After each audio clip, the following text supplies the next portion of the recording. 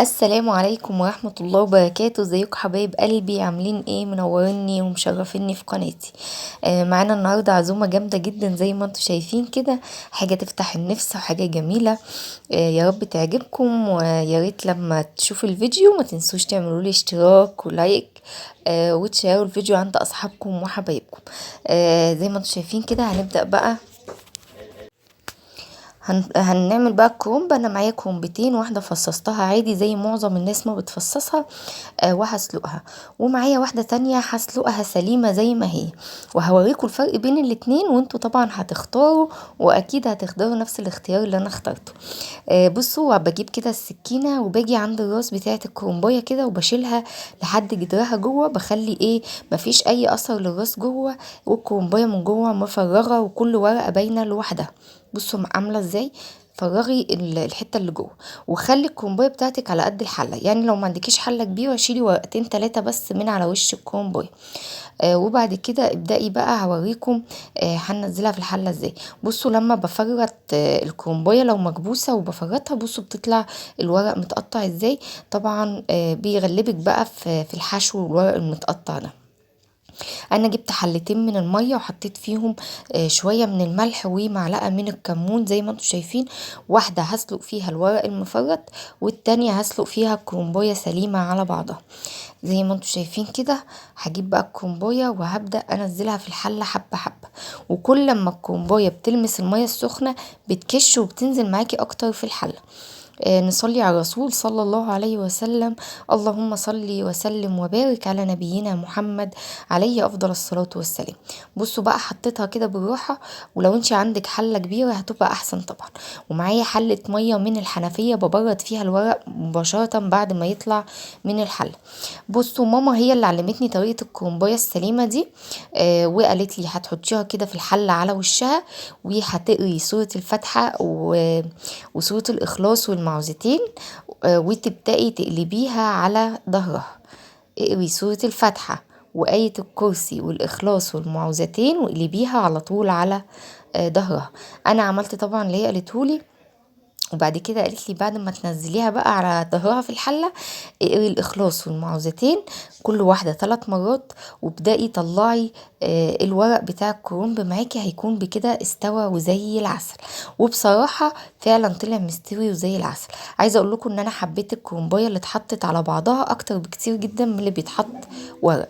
الورق بتاعها طالع سليم، مستوي حلو جدا، وسهل في سلقها، ما اخدتش وقت. يعني انا خلصت كومبايه كامله وكنت لسه في نص الكرومبايه التانية في الحله التانية. الورق اللي بطلعه بحطه على طول في ميه من الحنفيه مباشره علشان خاطر يبرد. ولو الميه اللي من الحنفيه دي سخنت معايا بغيرها بميه من الحنفيه جديده، علشان الورق ميفضلش ياخد سوا اكتر بعد ما اطلعه. لما برد الورق كده عمليه التسويه بتقف وبيفضل زي ما هو. زي ما انتوا شايفين كده هطلع الورق وانزله في الميه على طول. بتطلعي الورقة ومجرد ما بتبرديها بتاخدي غيرها على طول، ما بتاخدش معاكي دقيقتين في كل ورقة. زي ما انتوا شايفين كده ورا بعض على طول ببدأ اطلع الورق بتاعي. نصلي على الرسول صلى الله عليه وسلم. اللهم صل وسلم وبارك على نبينا محمد عليه افضل الصلاة والسلام. دي كانت تجهيزات ما قبل العزومة. طبعا مش هعمل محشي وهعمل كل ده في يوم واحد، ففي حاجات بتتجهز قبل العزومة بفترة، وفي حاجات بتتعمل قبلها بيوم، وفي حاجات بتتعمل يوم العزومة ذات نفسها. الكرومب انا جبته قبل العزومة بحوالي 4 5 ايام. زي ما انتوا شايفين كده بقى فصصته وسلقته، وكمان هقطعه واحطه في الفريزر. هوريكم كل التفاصيل بقى ان شاء الله، وهتعجبكم باذن الله. نصلي على الرسول صلى الله عليه وسلم. اللهم صل وسلم وبارك على نبينا محمد عليه افضل الصلاه والسلام.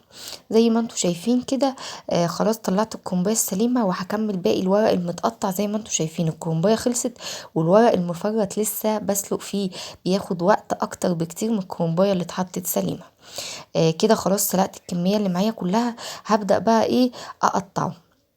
هقطع الكرومب وهشيله في الفريزر على الحشو على طول. بصوا بلف ورقة الكرومب كده، بشيل العرق وبلفها وابدأ اقطعها قطع على قد صباع المحشي اللي انت هتعمليه. شوفي بقى حسب ما انت بتحبي تعملي حجمه ايه. انا حاسه ان حجمه كده بالنسبه لي مظبوط وحلو قوي. الحجم اللي انتوا شايفينه ده بيطلع صوابع المحشي معايا رفيعه ومظبوطه وجميله، وهتشوفوا شكلها وهي بتتحشى وبعد التسويه كمان. زي ما انتوا شايفين كده لفيت كل الورق دايرة، وببدأ اقطع منه زي ما انا عايزة. بصوا الورق اللي انا سلقته متفرط طالع مقطع، لكن الكومبايه اللي اتسلقت سليمه طالعه ورقها سليم وزي العسل وسواها مظبوط جدا. انا بصراحه حبيت فكره ماما وحبيت الكرنب اللي مسلوق سليم على بعضه. الفكره حلوه، جربوا الطريقتين وقولوا لي انهي اللي هتعجبكم، وانتوا اصلا بتعملوا بانهي طريقه. ولو حد عنده افكار جديده يا ريت يقول لي عليها. ولو اي حد حابب وصفه انا لسه ما عملتهاش يبعت لي في الكومنتات، وانا ان شاء الله هعملها له في اسرع وقت. بصوا ده ورقها متقطع لكن الكومبايه اللي سرقت على بعضها ورقها ما شاء الله سليم وحلو جدا. طالعه مظبوطه قوي في تسويتها. هقطع كل الكميه اللي معايا بقى بنفس الطريقه كده، ونصلي على الرسول صلى الله عليه وسلم. اللهم صل وسلم وبارك على نبينا محمد عليه افضل الصلاه والسلام. حتى الورق الاخضر بتاع الكرنب انا ما رميتهوش، انا برضو سلقته وهقطعه برضو كده. مش هقطعه، هشيل منه العرق بس وبسيبه بفرشه في قعر الحله وهوريكم بعمله ازاي. دي بقى الحاجات بتاعتنا. معايا صلصه ولحمه مفرومه والكرنب اللي انا مفرزاه، كوسه وبتنجان وفلفل وخضره محشي، ومعايا رقاق ورز والبطتين بتوعي اللي انا هحشيهم. جايبه بطتين بلدي حلوين كده، هبدا بقى انضفهم واخليهم بيلمعوا زي العسل. مرات اخويا ساعدتني في تنظيف البط بصراحه، خلت البطه بتلمع ما شاء الله. زي ما انتم شايفين هي فيها البطه لما بيبقى ريشها اسود بتطلع معاكي لونها زي ما انت شايفه كده، لكن لو البطه لونها ابيض بتطلع معاكي بيضه وزي الفل، ما بيبقاش فيها اي اثر للريش والحاجات اللي كانت فيها. بس انا بقى حطيت عليها دقيق ذره. فايده دقيق الذره ايه؟ دقيق الذره بيمتص الزفاره بتاعه البط او اي تير انت بتغسلي بيه اللي بتغسليه بدقيق الذرة. يعني ممكن تغسلي بيه الحمام والسمان البط الفراخ، هو بيمص الزفارة او بيمتص الزفارة من الطيور. حطيت بقى حبة دقيق الذرة وبدأت افركه كده واطلع كل الحاجات اللي انا شايفاها مش عاجباني. زي ما انتم شايفين كده هفضل انضف في البط. نصلي بقى على الرسول صلى الله عليه وسلم. اللهم صل وسلم وبارك على نبينا محمد عليه افضل الصلاة والسلام. النهاردة الجمعة والصلاة على الرسول حلوة جدا وبتوصل للرسول صلى الله عليه وسلم. صلوا على الرسول كتير واذكروا ربنا كتير واستغفروا كتير، وما تنسوش تدعوا لمرضى المسلمين أجمعين بالشفاء يا رب العالمين. يا رب اشفي كل مرضى المسلمين واعفي عنهم وبارك في صحتهم يا رب. زي ما انتوا شايفين كده بقى هفضل انضف البطه. بصوا بقت بتلمع ازاي. دي اول بطه معايا بقت نظيفه وزي الفل. هحطها بقى عشان تتشطف واشيل منها اي حاجه مش عاجباني. البطه التانية بقى انا اشتغلت فيها شويه، وبصراحه مرات اخويا جيت كملتها لي وخلتها لي زي العسل زيها كده بالظبط. ربنا يبارك فيها ويخليها لاولادها ويديها الصحه يا رب. زي ما انتوا شايفين كده بفضل ادعك فيها بدقيق الذره واطلع اي حاجه مش عاجباني، وبعد كده بغسلهم وهحطهم في محلول النقع. عباره ايه عن محلول النقع؟ ميه وليمون وملح وخل. لا اوعي تحطي خل مع ميه النقع، الخل بيزود الزفاره اللي في الاكل، فما بحطش خل. هو مجرد الميه بالملح والليمون وبنزل فيها على طول بالبطه اللي معايا. زي ما انتوا شايفين كده انا فتحت البطه بين الجلد واللحم بتاعها عشان لما احشيها. هعمل بقى كمية البصل الموجودة معايا، عاملة كمية بصل محترمة. التجهيزات دي كلها بقى انا كنت عاملاها قبل العزومة بيوم. بدأت بقى احضر الصلصة بتاعة المحشي وعملت العصاج ونضفت البط وحطيته في محلول النقع وحطيته في التلاجة لتاني يوم. زي ما انتوا شايفين كده حطيت معلقة من السمنة حلوة كده او معلقتين سمنة حلوين، ويا ريت لو تكون سمنة بلدي، وهحط عليها كمان حتة من اللية. لية الخروف طبعا، ودي بتدي طعم حلو قوي للمحشي. لية الخروف لها استخدامات كتير، بس في حاجات مميزة قوي بلية الخروف، زي خلطة المحشي. العيش باللحمة تديله بشرة من اللي هي بتاعت الخروف، بتبقى حلوة قوي. لو بتعملي عصاج وحطيتي منه حتة برضو بيديكي طعم وريحة حلوة جدا. هنزل بقى بكمية البصل بتاعتي، وحطي حبة بصل حلوين وما تستخسريش. هحط البصل وهحط حتة سمنة تاني وملح وفلفل اسود. البصل ده هديله تشويحة حلوة قوي، وبعد كده هنزل عليه بالطماطم. انا الطماطم بتاعتي كانت صلصة مفرزاها في الفريزر، صلصة متسبكة وبفرزها في الفريزر. لما باجي اعمل طبيخ او اي تسبيكة محتاجاها، بطلع من الصلصة دي واحطها، ما بتاخدش وقت على النار طبعا، غلوتين بالظبط بتكون ادتني القوام اللي انا محتاجاه. هقلب بقى البصل كده لحد ما يدبل، وهنزل عليه بعد كده بكياس الصلصة اللي انا مفرزاها. زي ما انتوا شايفين كده انا عاملة كمية محترمة، لان المحشي معايا كمان حبة حلوين من المحشي. هنزل بقى بالصلصة كلها واسيبها تكمل تسبيكة على النار. هحط بهارات للمحشي معايا. ممكن تحطي رشة قرفة وملح وفلفل وشطة، ممكن تحطي حبة بابريكا، ممكن تحطي صلصة جاهزة. كل دي حاجات ممكن تحطيها على المحشي. انا حطيت ملح وفلفل وبابريكا وشطة بس، ما حطيتش حاجات ياما. هنا بقى هبدأ احضر العصاج. حطيت معلقتين من السمنة ومعلقتين من اللية، وهنزل عليهم بالبصل. كيلو اللحمة بياخد نص كيلو او كيلو الا ربع من البصل، وتبدأي بقى تقلبيه على النار برضو لمجرد ما تحسي ان هو دخل في تسوية كده ودبل شوية، مش ني زي ما هو. هحط له رشه من الملح والفلفل واقلبه لحد ما يدبل معايا، وبعد كده هنزل عليه باللحمه المفرومه اللي معايا. انا كان معايا كيلو من اللحمه، حطيت عليه كيلو الا ربع من البصل. وهقلبهم زي ما انتم شايفين كده لحد ما يظبطوا معايا. ما تنسيش تحطي رشه سكر للمحشي بتاعك.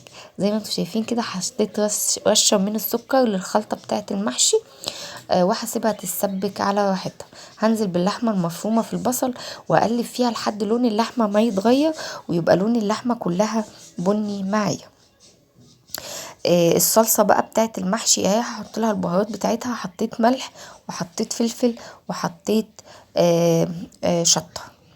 تمام كده، دي البهارات اللي انا حطيتها للمحشي. وبكده صلصة المحشي خلاص قربت تتسبك وجاهزة معي. والعصاج كمان لونه زي ما انتم شايفين اتغير. هحط له بقى نص كوباية من المية المغلية واسيبه يكمل تسوية. هحط للعصاج ملح وفلفل وجوز الطيب. بس كده، هي دي كل الحاجات اللي انا محتاجاها للعصاج بتاعي، ملح وفلفل ورشة من جوز الطيب. وهسيبه بقى يشرب المية اللي اتحطت له ويكمل تسوية، هديله تشويحة بعد كده واطفي عليه. اول ما يشرب المية هديله تشويحة في السمنة واطفي عليه، وبكده هو جاهز معايا. نعمل ايه تاني بقى؟ هوريكم بقى ايه. طبعا الكوسة والبتنجان هقورهم. اختي ومرات اخويا هم اللي قوروهم، ربنا يديهم الصحة والعافية ويبارك فيهم يا رب. انا جبت واحدتين بس عشان اوريكم طريقة التقوير ازاي. بالمقورة كده بتشيلي راس البتنجانة، بتطريها الاول على الارض او على الترابيزة جامد، بتتكي عليها بايدك كده وتروحي وتيجي بيها لحد ما تطرى، وبعد كده بالمقورة بتقوريها.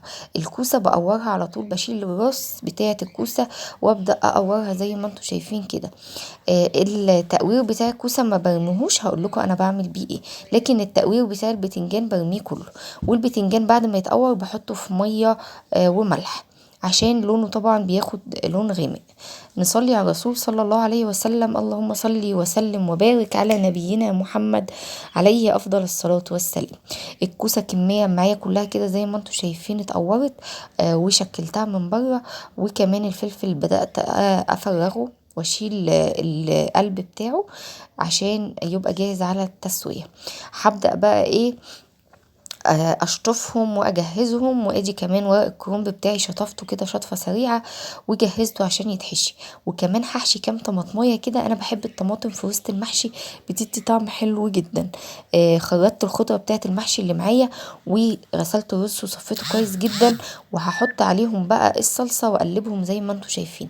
انا طبعا عامله كميه كبيره من الرز، فقسمته في حلتين او في حله وصينيه في صينيتين، الحاجه اللي انت هتحشي فيها.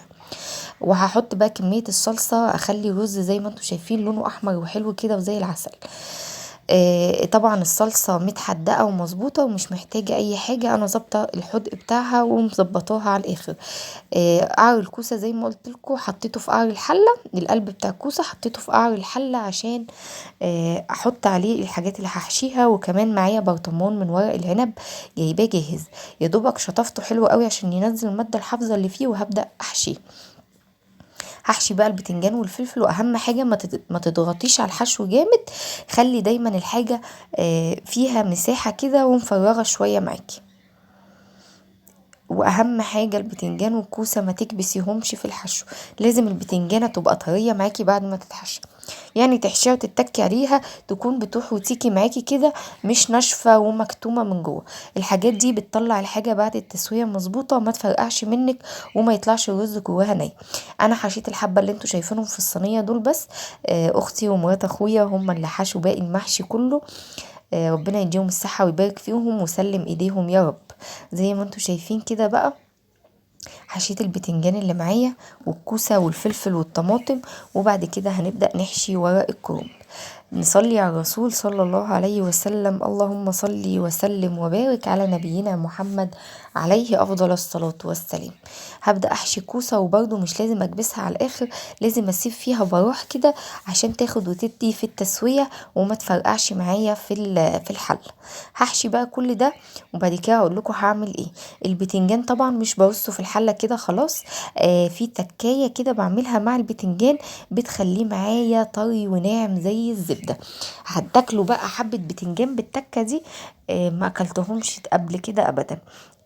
زي ما انتم شايفين كده بقى هحشي ورق الكرنب، واهم حاجه تحشيه رفنع كده وامور، ما تحشيهوش كبير وشكله مش لطيف. انا بحب الكرنب يبقى صغنن ورفيع زي ما انتم شايفين كده، بيبقى شكله يفتح النفس على الاكل. ما بياخدش وقت طبعا، زي ما انتم شايفين بيتحشي بسرعه. انا حشيت حبه صغيرين بس منه، وهم كملوا الباقي كله بره. نصلي على الرسول صلى الله عليه وسلم، اللهم صل وسلم وبارك على نبينا محمد عليه افضل الصلاة والسلام. طبعا كنت عاملة حبة محشي حلوين زي ما انتم شايفين كده. بدأت كمان الف ورق ورق العنب زي ما انتم شايفين كده، بتقفليه من الجناب وتلفيه.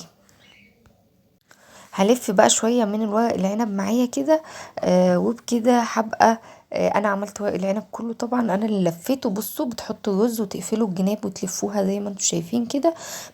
لو الورقه كبيره ممكن تقسميها بالنص. البتنجان كله اتحشى، وهوريكم التكه بقى.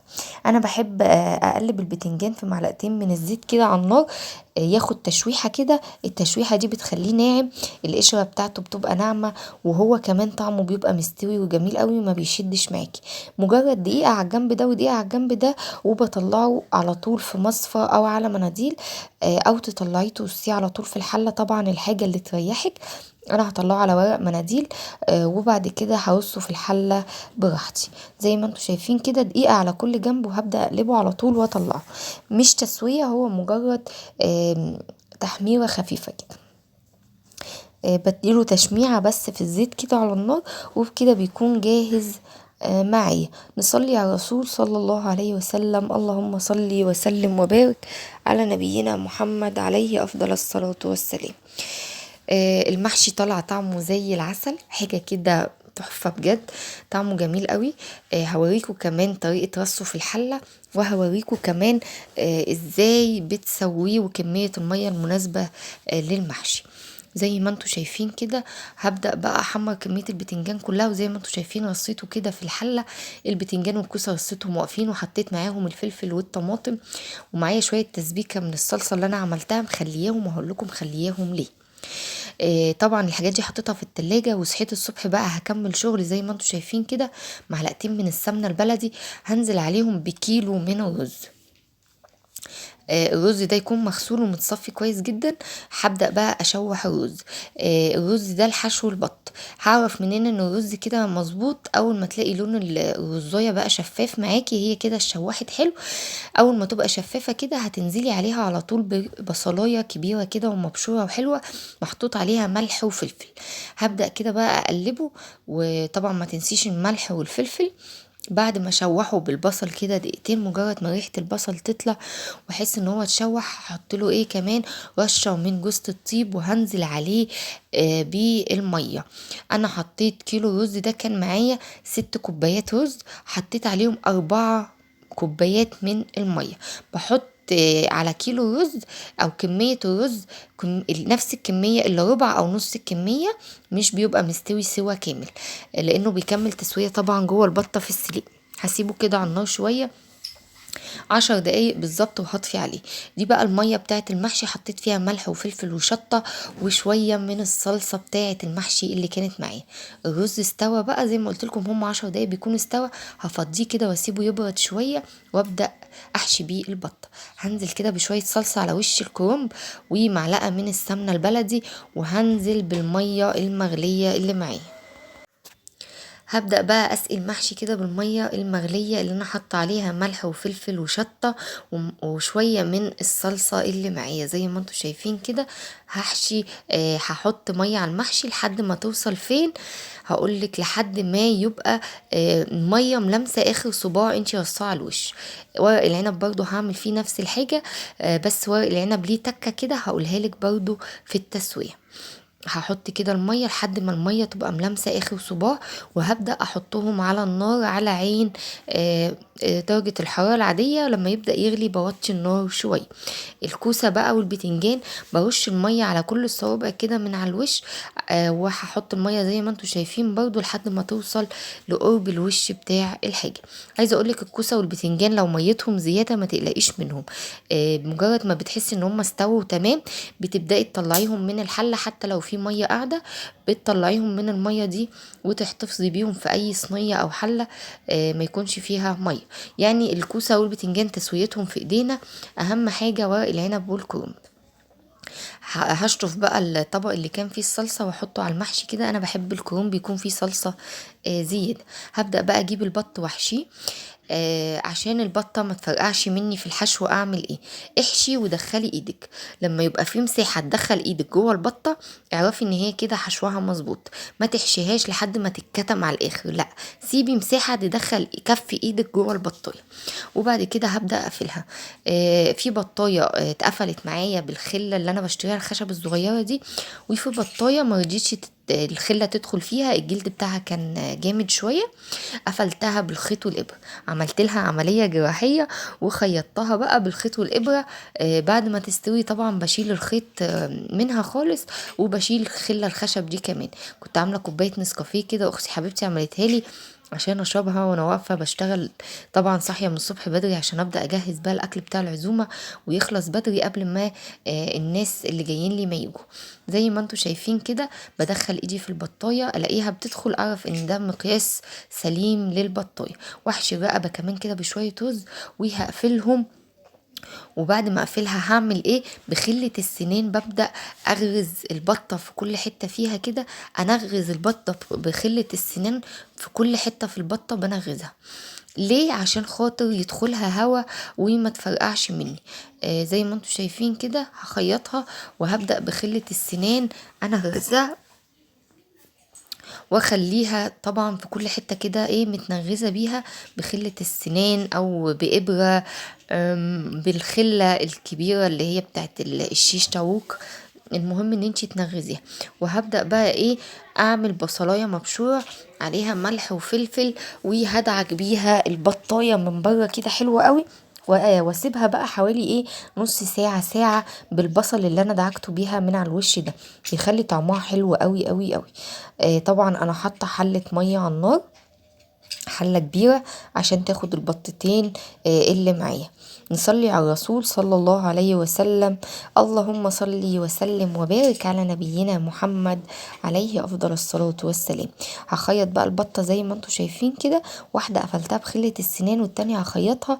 وما تنسوش تنغزوها بالخلة اللي معاكم عشان تسويتها تبقى مظبوطة وما تفرقعش منك. انا سويت الاتنين مفيش حاجة فيهم فرقعت الحمد لله، طالعين زي الفل. زي ما انتوا شايفين كده بنغزها في كل حتة في الوش وفي الظهر، في كل حتة فيها بديها نغزة كده عشان خاطر ما تفرقعش مني في التسوية. هدعكها بقى بالبصل ابو ملح وفلفل اللي انا قلت لكم عليه، وهدعك بيه ايه البطه من بره حلو. وبعد كده هنزلها في الشوربه. معايا نص بصلايه سليم كمان هنزله معاها في الشوربه عشان يدي طعم حلو للشوربه. ومعايا طبق الحوايج كمان هنزله يتسلق مع البطه. هسيب المية بتاعت البطة لحد ما تغلي، وبعد كده هنزل فيها بالبصل، وهنزل بالبطاية والحوايج بتاعتها زي ما انتوا شايفين كده. وهسيبها بقى تتسلق براحتها، هسيبها تاخد وقتها كده على النار لحد ما تستوي. طب اعرف منين ان هي استوت؟ تجيبي سكينة وتنغزيها كده في الستر بتاع البطاية، لو دخلت بسهولة هتعرفي ان هي استوت. ورق العنب لما بلاقيه خلاص قرب يشرب ميته فاضل حاجة بسيطة، بفتح عليه وبتشيله عصرة ليمون، ليمونية كده معصورة بحطها عليه، بتخلي طعمه حلو قوي، بتزود طعم الورق العنب. ماما اشترت لنا كمان غزل بنات واحنا واقفين، وجابتهولي كده في المطبخ زي ما انتم شايفين كده. ربنا يديها الصحة ويبارك فيها ويخليها لينا يا رب هي وبابا، وما يحرمناش منهم ابدا اللهم امين. هعمل بقى صينية رقاق، خدت شوية من الشوربة وحطيت عليهم كوباية من اللبن، اتأكد ان الملح والفلفل بتاعها مظبوط. وهبدأ اجيب الرقاق بتاعي زي ما انتوا شايفين كده، انزله في الشوربة لحد ما يطرى، واطلعه رزه في الصينية. وبكون بين كل طبقة او طبقة هحط مسحة من السمنة اللي معايا، طبعا سمنة بلدي متسيحة. اللبن ليه في الشوربة؟ اللبن بيطري الرقاق، بيديله طعم حلو قوي قوي قوي. بتحطي كوباية من اللبن جوه الشوربة وبتنزلي فيها الرقاق زي ما انتوا شايفين كده.